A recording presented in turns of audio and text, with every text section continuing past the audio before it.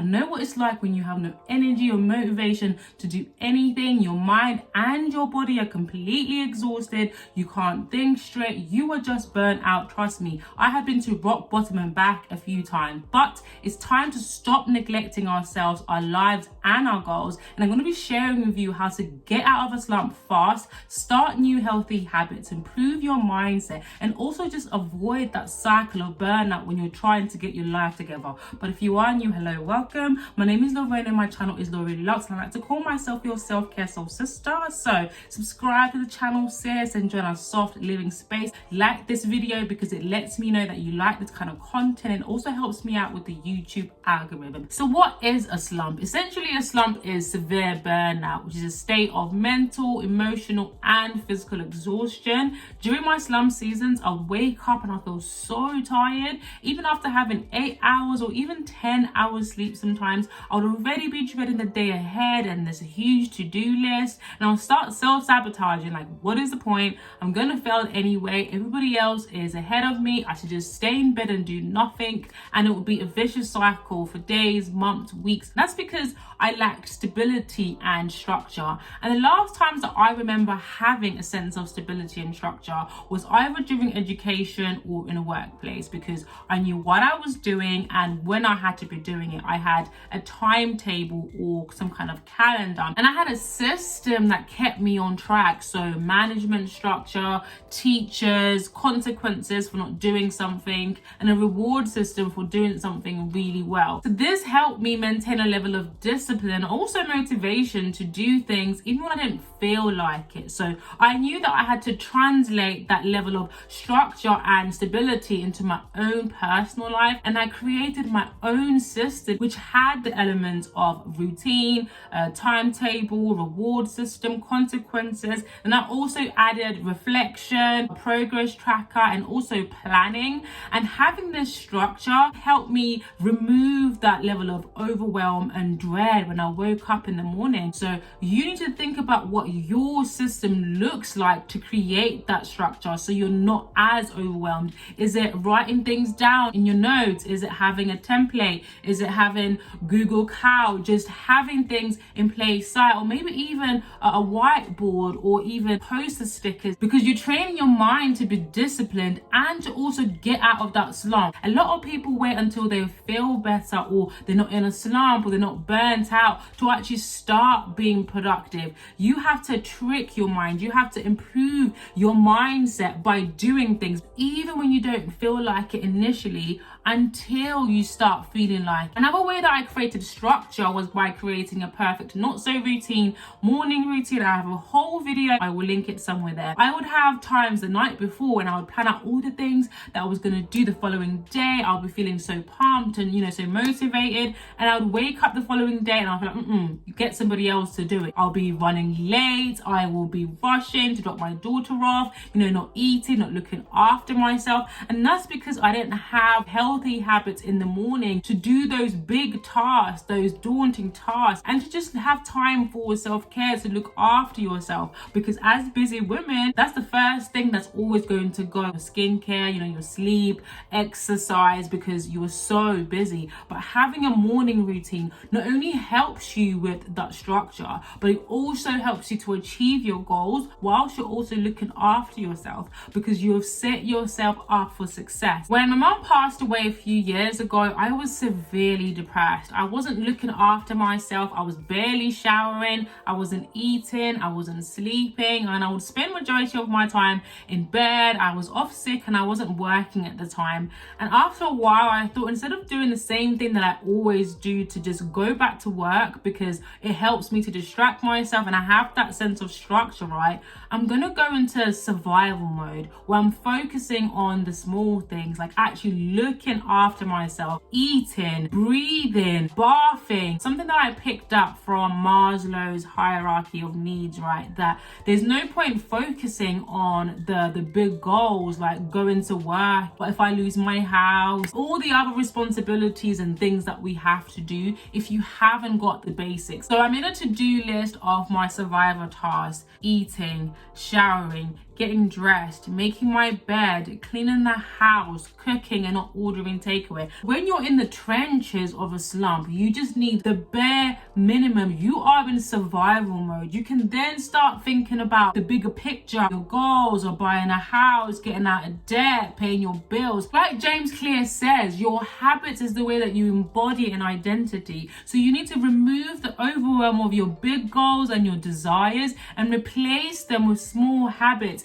of looking after yourself, of eating, of showering, of sleeping, exercising, cleaning the house, and just putting clothes on your body, because you are embodying the identity of somebody who cares about themselves, somebody who looks after themselves. You need to be in a good mental space for you to be able to take on all that additional responsibility to effectively achieve your goals and do all the things that you need to do. I used to feel so enslaved by my social media, especially during my slump seasons, where I'd go online and everybody just seemed to be thriving and successful. They're sharing their accomplishments and their achievements. Here I am, and I have achieved nada. I can barely get out of bed, and seeing that will have a negative toll on my mental state. I will just feel so guilty that I'm not doing anything, feel so bad that my life is not where I want it to be. I feel no way about taking social media breaks. I've taken so many previously. I'm currently on an Instagram break right now, something completely unrelated.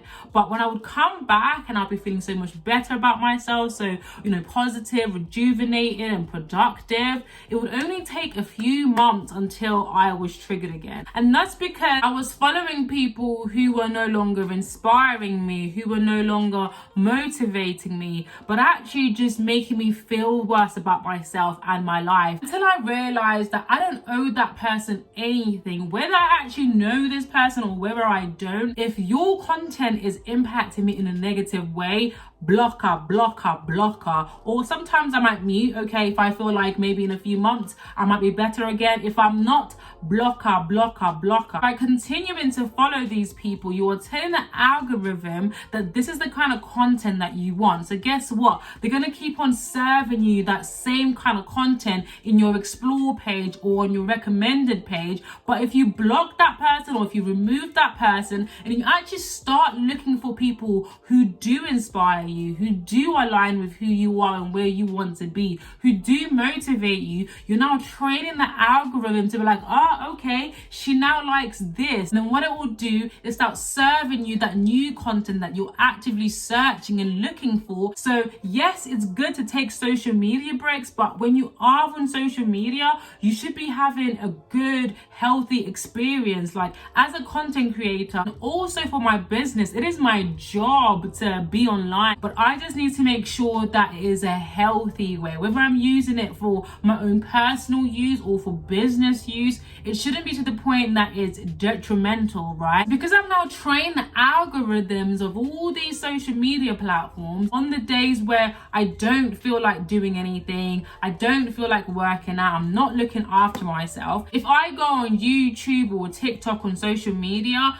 9 times out of 10, the content that's going to be recommended to me is going to be positive content that's going to uplift me and encourage me and actually help me to get out of bed and become productive. So I work from home, either creating content or working on my business, and it's hard to stay productive, especially during a slump, because I'm either working from my sofa or from the bed or even from the dining room table, because I don't have an office, and I easily get distracted with what I'm watching on TV, what I'm listening to. Oh, let me just clean the house quickly, let me just do some ironing, or let me just speak to somebody on the phone, and before you know it, the day has gone and I have to go and pick my daughter up from nursery and I haven't done anything. When I actually thought about it, when I was in school, I was more productive when I went to the library. I would get more things done, I would get more homework done, I would revise more, I would feel more accomplished, and actually things would just make more sense compared to if I was trying to do my homework or assignment or even study at home. I will be getting easily distracted with everything else that I want to do. Oh, let me make a snack. Let me call my friend on the phone. Actually, let me just go out for a bit. And before you know it again, the deadline is now looming. I'm now rushing to complete the assignment or the task or to study. So ever since my daughter started going to nursery, I've been taking advantage of one day in the week and going to a cafe to actually use that as a working space. So if you also work from home, if you are a stay-at-home mom, or even if you do have your normal job, but you have things that you want to do maybe later on at night or during the weekend, going to a cafe just helps me to romanticize my life. Like I'm Emily in Paris, I'm just in my Parisian era with my latte and my scone. It will help you get out of that slump because you're in a different environment. Your mind is now focusing on other things. It's helping you become more productive and do more stuff. I've noticed that when I'm in a slump, I don't believe in myself, and that's because the reason I'm in the slump to begin with is because I've either failed or I've been trying to do something for a long time and it's not working out. I look inward and I start blaming myself for failing, and I become my own worst critic, just perpetuating those negative core beliefs that I previously had because I've lost trust in myself. And in order for me to regain that self-trust, I do two things. I look at my 12-week success blueprint and I look at all my daily tasks. What was I able to do? What was I not able to do? And I look at my reflections to see why wasn't I able to do it? What was I going through that week? And this helps me to pivot. Instead of consistently beating a dead horse and using the same strategy over and over and over again and not getting results, I'm able to see, okay, so this is not working and this is why it's not working. But if I tweak it a little bit, maybe it might work. So I try a new strategy in the following week. So I bring logic into the reflection instead of having an emotional response, because once you start looking at things only from an emotional perspective, right, that's when you start making bad decisions. The other way that I regain that self-trust is looking at the things that I have done well. Again, also disproving myself that I can do it. I do know what I'm doing and I have done it previously. Not just focusing on my emotion of, oh, it's all my fault or I can't do it. No, what is the evidence telling me? The evidence is telling me that I've done it before, so I can do it again. And even if it's something that's completely unrelated to that specific goal, I look at other areas of my life where things are going well, that I am good at something. It might be that maybe I'm not good at this yet. I wasn't good at financial management before. I wasn't good at budgeting before. I wasn't good at saving before, but that's something that I'm really good at now. But I had to learn and become good at it. A harsh reminder that I tell myself during a slump is that life is hard. Life is hard whether you're trying to do something to change your life or you're not trying to do something. So you just have to pick your heart and think about the cost of not doing something, the cost of staying in the same place. You know the drill by now. Let me know in the comments down below one thing that you're going to take away to get yourself out of this slump that you're in and get back on track with achieving your goals. Like this video, subscribe to the channel, press the notification bell so you're notified every single time that I upload a video. And if you want to take it a step further to find out those discreet and under the radar signs of burnout so you can avoid the burnout and become productive to achieve your goals, then check out this video over here and I will see you in an upcoming video. Mwah. Bye lovelies.